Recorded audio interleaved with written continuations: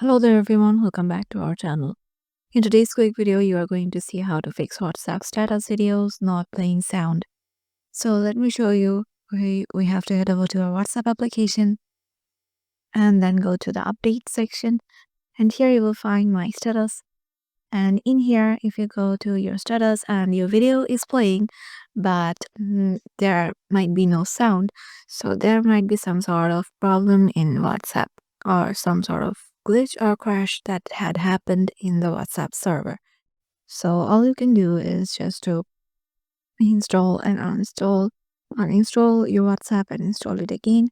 And if the problem still persists, just head over to the WhatsApp Help Center. Here you have to just search for WhatsApp Help Center, and in here go to WhatsApp Help,